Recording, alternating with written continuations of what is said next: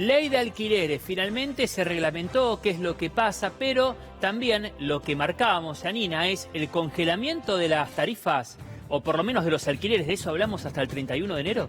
Exactamente, y también qué va a pasar con los desalojos, ¿no? Que también fueron suspendidos. Recordemos que hubo una primera decisión cuando comenzó la pandemia, que luego se extendió, como bien vos decís, hasta los próximos meses. Igualmente hay mucha preocupación, tanto en inquilinos como en propietarios, y es muy importante, Rubén, que tengamos en cuenta la opinión de las inmobiliarias, de los agentes inmobiliarios en la ciudad de Buenos Aires y en el resto del país, Rubén. Y ya lo sumamos a Alejandro Benazar, presidente de la Cámara Inmobiliaria Argentina. Ya es un hecho, tienen esa expectativa. Alejandro, Janina y Rubén, te saludamos. Buen día, arriba del auto, pero sin movimiento, está muy bien. Sí, Bueno, se hace tiempo este sábado a la mañana. A ver, ya se perfila esto para que se congelen los aumentos hasta el 31 de enero, lo adelantaba el presidente. Ok, bueno, de ser así, lo que estamos pidiendo es un poco un orden de segmentación, dado que los inquilinos en habitacional, dentro de las estructuras inmobiliarias, vienen pagando hasta ahora como corresponde. Sí. Hay muy poca negociación. No así tanto en lo que tiene que ver con comerciales, lugares turísticos, lo que tiene que ver con educación privada, hotelería, gastronomía, bueno, todos esos rubros que hoy están bastante afectados. En eso la segmentación debería estar prácticamente con la atención puesta, bueno, y en esto creo que una mesa de trabajo es inminente para que eso se vaya solucionando. Lo escucho atentamente, Alejandro, y pienso, ¿no?, en cuántos rubros que posiblemente tenían un alquiler que dejaron, ¿no? Propietarios también que han perdido el alquiler y rubros que han dejado de trabajar. Por ejemplo, aquel que alquilaba un salón para eventos infantiles o para fiestas, para casamientos, que posiblemente cerraron sus puertas y posiblemente ese un lugar alquilado. Ese propietario también perdió mucho en esta pandemia, al igual que quien tenía a su cargo el negocio. Como en ese rubro hay muchos más. Por eso nuestro presidente lo que está haciendo es muy bien atinado, es el esfuerzo compartido. O sea que acá las dos partes están perdiendo. Claro. Y las dos partes lamentablemente tienen que entender de llegar a un encuentro. Más allá del Estado, lo que está haciendo es permanentemente también colaborar en algunos aspectos en los comercios, por ejemplo, con lo que fue la incorporación de los ATP, que eso vino con un cierto alivio a determinados comercios, a determinadas instituciones. O sea que la idea es que todos esos elementos se vayan acomodando y bueno, no es fácil, no debe ser fácil manejar pandemia. Claro. Aquí hay una realidad muy distinta a lo normal. Esto es muy atípico. Hay un informe del Colegio Profesional Inmobiliario que marca de agosto que el 84,49% de los inquilinos en agosto pagó el alquiler. Es un número alto. ¿Trabajan con esos números ustedes? Claro, esos números, y en el interior del país es mucho más importante todavía el cobro. Llega hasta el 92, 94%, o sea que lo que hay que entender es que lo primero que se paga es el techo. Claro. Y la afectación de otros servicios, como por ejemplo un videocable, internet, celular. Bueno, hay mucho atraso en los recibos de luz, en lo que tiene que ver con el gas. Hay mucha complicación en esos aspectos. Lo que le han dado prioridad, y me parece muy atinado, es apagar el techo. Bueno, o sea que todo encaminado para que se confirmen los próximos días y que se congelen los aumentos hasta el 31 de enero. Nosotros en ese aspecto estamos totalmente dispuestos a colaborar para que se segmente. Aquel que pueda pagar, debe pagar. El que no pueda pagar, hay que contemplarlo y darle mayor atención. Y un acuerdo con el propietario. Un acuerdo con el propietario, un acuerdo con el Estado y un acuerdo incluso del inquilino que puede pagar, que hay propietarios que dependen muchísimo de este dinero e incluso están calzados con otro alquiler. Porque no es que alquilan y viven de renta, alquilan una propiedad de 1 o 2 dormitorios para haberse ido a 3, 4 dormitorios. Hay gente que bajó de 3, 4 dormitorios a un ambiente para poder solucionar situaciones cotidianas, diarias. Entonces, por eso hablamos de una segmentación total. Yo tengo dos preguntas para hacerle. Por un lado, si bajaron los precios de los valores de venta en la ciudad de Buenos Aires, en los departamentos. Se hablaba de una rebaja de un 20, un 30% de los departamentos. ¿Cómo está ese tema?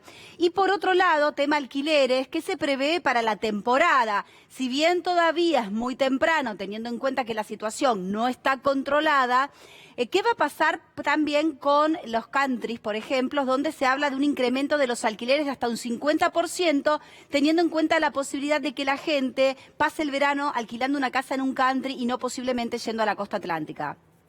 Sí, hubo mucha necesidad en relación a lo que tiene que ver con los ambientes, lo que tiene que ver con los ambientes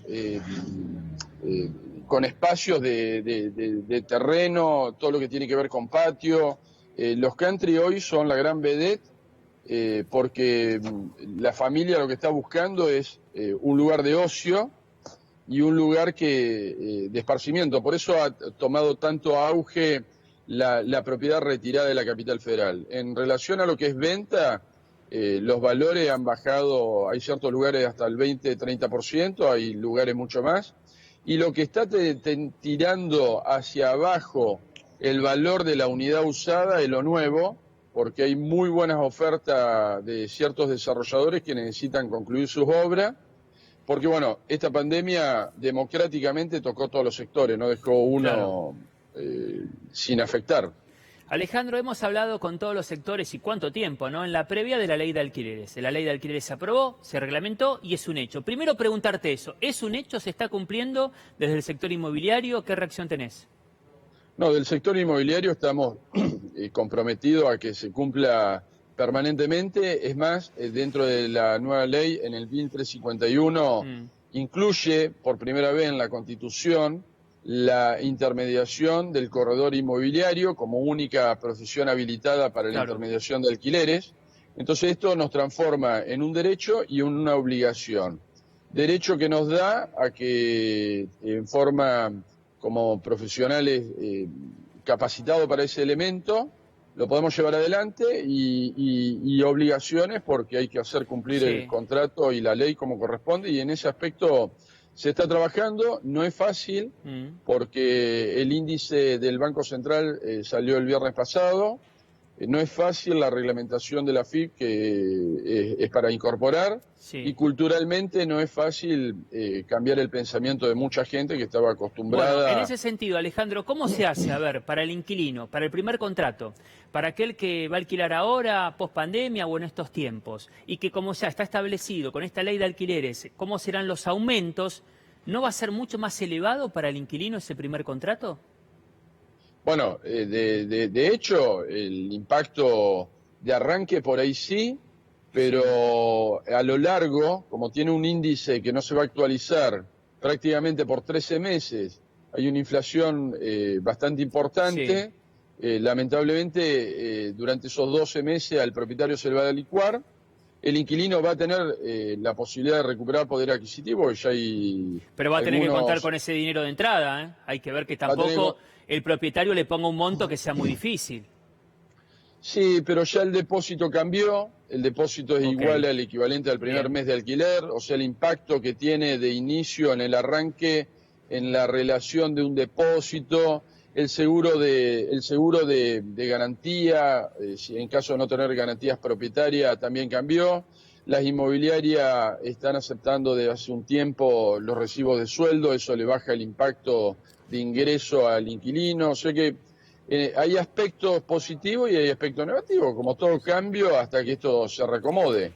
El único ruido que nos hace en el mercado a nosotros, uno de los ruidos que nos hace, es la actualización de acá a los próximos 13 meses. Si bien el propietario va a tener que soportar ese tiempo, la incorporación del coeficiente de valor salario o RIPTES o sumado al IPC, que nosotros no estábamos de acuerdo con el índice inflacionario, es un cóctel que de acá a un año hay que ver cómo evoluciona, cómo funciona el IPC, porque sumado al salario hoy está dando como ejemplo que supera ampliamente al salario.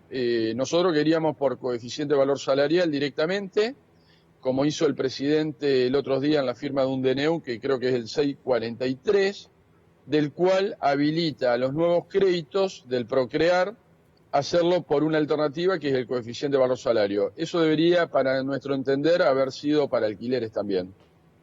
Muchísimas gracias por este contacto. Muy amable, que tenga un buen sábado. Gracias a usted. Hasta luego.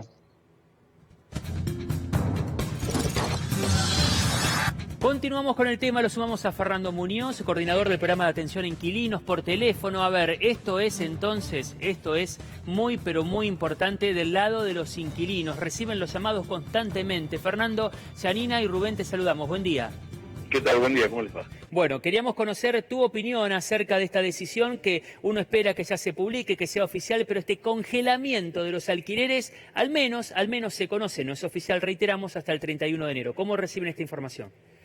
Y muy bien, porque creo que está en la línea, digamos, de protección de la vivienda que el presidente anunció a la semana del aislamiento social obligatorio a fines de marzo, y esta prórroga es necesaria porque obviamente que la pandemia generó una cantidad, digamos, de consecuencias económicas, sociales, de ingresos en el bolsillo inquilino, y por lo tanto me parece que el congelamiento con la prórroga es una necesidad, digamos, imperiosa. Nosotros en la Defensoría, que se nos quintuplicaron la cantidad de consultas en estos meses, el 50% lo que manifiesta es dificultades económicas.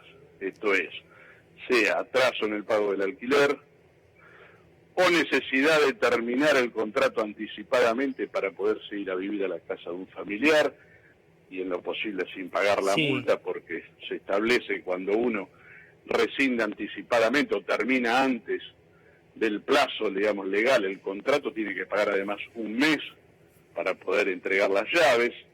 Digamos que el panorama en general, sobre todo teniendo en cuenta la crisis que hubo en el sector laboral de comercio y el descuento que hubo del 25% en muchísimas suspensiones, impactó directamente, digamos, en el pago de los alquileres. Mira, tengo un ejemplo. Acá nos escriben, mi cuñado tiene un lavadero, tiene que pagar más de 300.000 pesos de alquiler atrasado sin abrir en 5 meses. ¿Cómo haces un lavadero de autos? ¿Cómo hace esa persona? Si está restringido por razones de fuerza mayor, en realidad debería estar eximido del pago. Tendría que comunicarse con nosotros al correo nuestro de la Defensoría y lo vamos a asesorar debidamente para que le haga una notificación formal. Pero en situaciones de fuerza mayor, esto es porque ahí no hay una voluntad del lavadero de cerrar por razones de falta de clientes, sino que hay una resolución administrativa por la cual no puede ejercer el trabajo. El Código Civil contempla la fuerza mayor y dice que mientras no puede ejercer la actividad está eximido de pago o puede rescindir con justa causa. Por lo tanto, eso pasa con muchos comerciantes que no están asesorados. Fernando, perdón que lo interrumpa. Pagando a pesar de que no pueden ejercer la actividad. Perdón que lo interrumpa, pero me parece sumamente importante y no hay que dejar pasar este dato entonces. A ver si se entendió bien. Un lavadero de autos, por ejemplo, que no puede estar funcionando, puede hacer el reclamo para no pagar el alquiler, que no está funcionando porque no se lo permiten, por supuesto, en el municipio donde está trabajando. Esto significa que, por ejemplo, dueños, no sé, de peluquerías que durante 4 meses se permanecieron cerradas, también pueden reclamar, tienen el derecho de reclamar por el no pago de sus alquileres. Sí, en general tendría que haber notificado. En general lo que ocurre es que muchas de esas actividades, muchos de esos locales barriales, siguieron pagando o pagando parcialmente el alquiler, haciendo un acuerdo, como se dice, con el propietario. 50%, claro, pero en realidad, objetivamente, las razones son razones administrativas. Digamos, el propio Estado municipal, el local o el nacional, el que le dice no vas a poder seguir ejerciendo la actividad por razones de emergencia sanitaria. Por lo tanto, por razones de fuerza mayor, como dice el Código Civil, está eximido del pago. Y además hay otra situación, que uno puede decir, y los próximos meses, que es la imprevisibilidad, que es si, como pasa en algunas provincias, vuelve a fase 1. hay una cuestión de imprevisibilidad que también eso habilita que uno pueda rescindir con justa causa, porque sí, la verdad que no sé si el mes que viene voy a poder seguir trabajando. Marcó, O sea, marcó un email usted, Fernando. Hay un marco, sí. sí. Marcó un email. ¿Cuál es para los que lo están viendo, lo están escuchando? Los Es inquilinos. atención inquilinos, Ok. @defensoría.org de organización.ar. Bueno, muy amable. Gracias por la información. Al contrario, buen día. Hasta Y esperando luego. ahora la decisión oficial.